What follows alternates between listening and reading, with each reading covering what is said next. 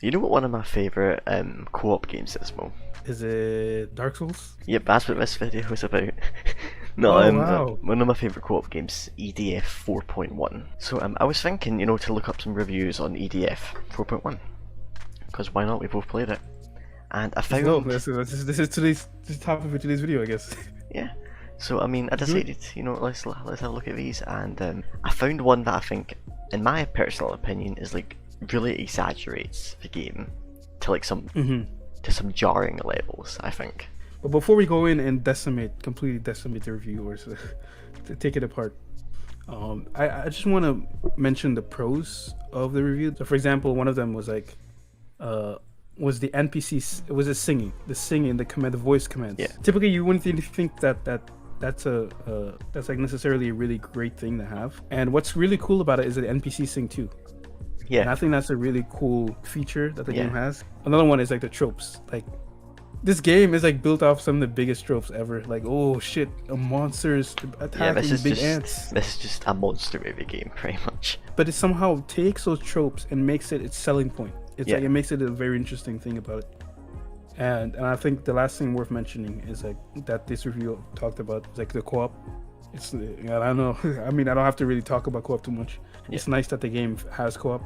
Yeah, imagine if this game were just solo.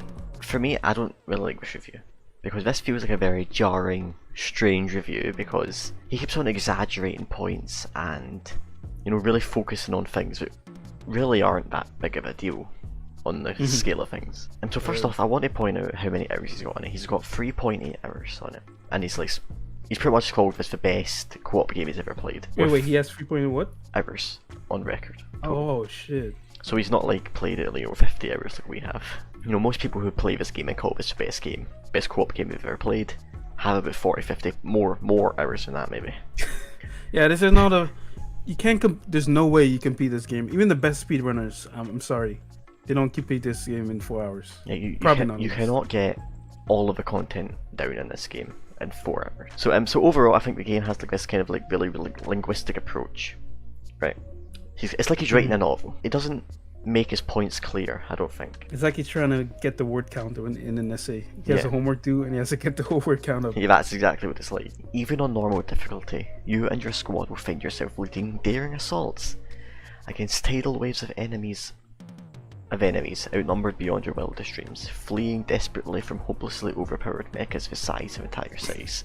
Okay, so maybe he's just bad at games, man. Maybe, who knows? Maybe that's just him. Yeah. I mean, I think I want to talk about the last part here. The overpowered mech is the size of entire cities. Where was that? I mean, I can. Yeah, we played like dozens of hours more than him, like multiple times. Like whatever hours he did, like we did 10 times or more. Maybe there's some of those in like the late game that we've. Oh yeah, and he got to that in 4 hours. The late game that we've not even got, like the late game levels that we've not really got to. The last couple of levels. Which may be in there, but he's had 4 hours in, so he's not got there definitely. So I suspect that this is like a writing technique to kind of talk about the scale of it, Yeah. But no, it's like exaggeration, Yeah, I think this kind of writing technique isn't got a place in reviews, because it could easily be misinterpreted as, oh my god, there's actually mechas this size. It's like hyperbole, It's Like, I think, if you're doing a review, you need to kind of be as literal as you can. You will pull through by the skin of your teeth. You will find yourself totally immersed in this horrendously one-sided battle, where it really does feel like you stand absolutely no chance against the scale of the invasion. I don't think that's what the point of the game is. In this game, you are an overpowered elite soldier. Now, you can take a hit, you can dish out a hit, you can easily destroy buildings without effort. The game kind of like puts you in a situation and says, go fuck them up. And that's what you do. Yeah. Don't get me wrong, there are certain levels towards like the end, they're like, oh, you feel like, oh man, it's gonna be a pain to get through. For most of the game, it doesn't feel like you're helpless, Yeah. Well, we're actual badass. You feel me? We can do something. Third person was not only the smartest decision in terms of gameplay, but also in terms of showing off the invaders. This feels like a really weird praise, because I don't think it's real praise. I don't think it's innovative to use third person. I think it's rarely innovative to use that. Like it's not something you really think about too much. No, I feel like I think the game is obviously better in third person. yeah. I don't think it would be fun like first person. But if he's talking about, you know, the scale of it, like everything feels bigger because you're in third person, but that's objectively not true. Everything will definitely feel bigger if you were in first person because the camera's lower to the ground and you have to look up more to see things. True, that's true. Yeah. Obviously, it's more fun in third person. From where he's coming from, it doesn't make sense. It just feels like a bit of extra. It just feels like another paragraph to have. So down here, this is pretty much 2 paragraphs that could easily be, you know, 1. Initially something I thought all the way down to here, not just with your friends or random players. It's pretty much just talking about the voice commands thing, which obviously he brought up. It's good, it's fun. But he spent 2 paragraphs gushing over this rather than just saying, the game has this. The game has this feature. What I said fun. in like 30 seconds, he spent like paragraphs on. Yeah. Not even 30 seconds, probably less. I mean, it's a cool feature, obviously, but it doesn't really impact the gameplay. You know, he hasn't spoken about the gameplay at all yet. So, that's right. EDF puts you in the genuine position of having to survive and wait for the Air Force to hit the enemy with everything it's got. This is one of the weirdest statements I've ever read in a review. So basically he's saying the game is really good because it's got wave survival mechanics, and you you know what I mean? He's like bringing that out. It's like, oh my god, this is such an innovative idea. You know, the way he goes, that's right, EDF has wave survival mechanics. So does every game that's ever come out. You know what I mean? If the game has combat in it, there's going to be some wave survival mechanics probably. Shit, I don't think it's even true what he's saying. Well, like at one point he says, in that sentence, he says, you're just waiting for your backup, right? And you're just trying to survive until backup shows up. But like in most missions, if I remember correctly, you have to kill every single creature. Most missions so like the idea that you're waiting for someone to bail you out is a lie. Yeah, there's a couple of missions where you do need to wait, but like after that, you know, it goes from waiting. There are minority missions like that. Yeah. This is the only time it actually brings up any kind of negative to the game, any kind of criticism, which is weird. Well, first off, he hasn't actually spoken about the combat mechanics at all throughout all of this. I mean, there's more criticism to talk about. You know, there's lots of bugs in the game, no pun intended. There's obviously the graphics are a criticism. There's a few items and weapons that aren't that useful. The storyline is fucking abysmal. You don't buy this for the story. So even though none of these things are like really important for the game, some of these things might impact how someone feels about it. You know, if someone is looking for a storyline based game, they don't want to buy EDF. Any negative criticism I could earnestly level at is it's totally outpaced by the legitimately enrapturing experience it offers the players.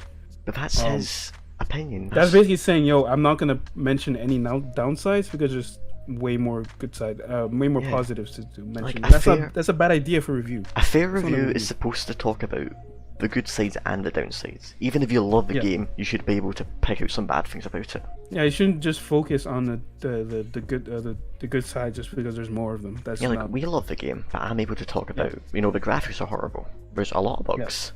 You know, there's definitely some useless items and weapons, and the storyline's awful. There you go. some negative for you. Yeah, and the funny thing is there's even positives for stuff you didn't mention. He didn't mention how the classes feel like they're unique. Yeah. He didn't mention all classes feel like they do something different. They bring something different to the table. Yeah. They didn't mention how there's so many weapons to choose from. Like there's so much choice you can make in this game. He hasn't actually put any focus on any of the relevant mechanics in the game. You know, he's rambled all about the small things, about how the scale is cool and all that, which I mean I suppose is fair, but it's like how is someone going to read this and go, you know what, that's the game for me? You know, he's too focused on exaggerating aspects of the scale rather than telling you what to do with that scale. Someone is easily going to read this review and buy the game pretty much in false information. Oh, it's like, oh yeah, this is a really big game, and yeah, what do you do with that game? How do you interact with that really big game? He hasn't explained it. It's funny because the review is so long, but it's like still like a lack of detail. It's actually crazy how much detail is missing here. Here's this one downside. You mentioned there was like pretty much one criticism in the entire game, but there is one more, and it's hidden. Here he says, EDF 4.1 is a must-buy if you have friends you can play it with, and it's absolutely delightful in every way. And I think that itself is like a downside that they didn't mention. Yeah. It's like this is a game you want to play if you have people you can play with. In certain situations, if the game feels like you have to play with other people, then it's like that could be a downside. But before we close off, I gotta mention this review has so much like positive. This is one of the most well-received positive reviews on Steam ever, which is weird because it doesn't explain anything. It doesn't, give you an idea of who the game is.